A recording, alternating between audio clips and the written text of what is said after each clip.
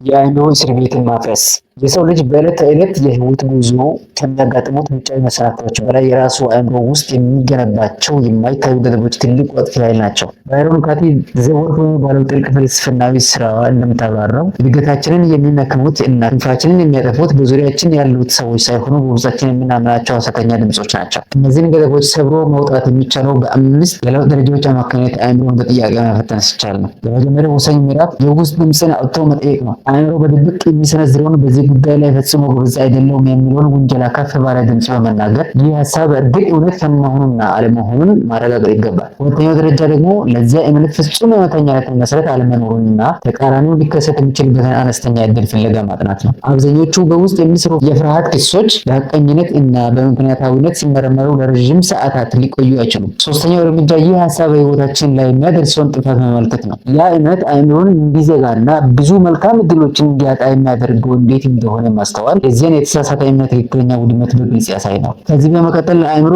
ከዚህ እስር ቤት ነፃ የሚያወጣበትን አዲስ ምዕራፍ መመልከት ግዴታ ነው። ያ ውስን የሚያደርግ ሀሳብ ፈጽሞ ባይኖር ኖሮ የህይወት ጉዞ ምን ይመስል እንደነበር በምናብ ማየት ሰው ሊደርስበት የሚገባውን እውነተኛና ነፃ ስሪት በግልጽ ያሳየዋል። የአምስተኛውና የመጨረሻው የለውጥ እርምጃ ደግሞ የተሳሳተውን ሀሳብ ወደ እውነታዊ አቅጣጫ መገልበጥ ነው። ጎበዝ አይደለሁም የሚለውን ወደ በዚህ ጉዳይ ላይ ብቃት አለኝ ለመቀየር በህይወት ዘመን ውስጥ ያንን ስኬት ያሳዩባቸውን ጊዜያት ማስታወስ የአእምሮን አስተሳሰብ ሙሉ በሙሉ ያስተካክላል። የሰው ልጅ ነፃነት የሚጀምረው አእምሮን በገደቡ ከሚያስረው የውሸት እምነት አርነት መውጣት ሲቻል፣ ገደብ የሚፈጥሩ ሀሳቦችን በጥያቄ ፈትቶ በምትካቸው አዳዲስ አዎንታዊ ማረጋገጫዎችን መተካት ማንኛውንም ሰው ከነበረበት የጠበበ አጥር ወጥቶ ወሰን ወደሌለው የድል አድራጊነት ከፍታ እንዲሸጋገር ያስችላል። ውስን ከሚያደርጉ አእምሮአዊ እምነቶች ነፃ ለማውጣት በሚያደርጉት ጥረት ውስጥ በዙሪያው ካሉ ተጽዕኖዎች ጋር የሚኖረውን ግንኙነት እንዴት ይመለከቱታል? ዛዲግ አብርሃ የአፍሌክስ ፕሬዝዳንት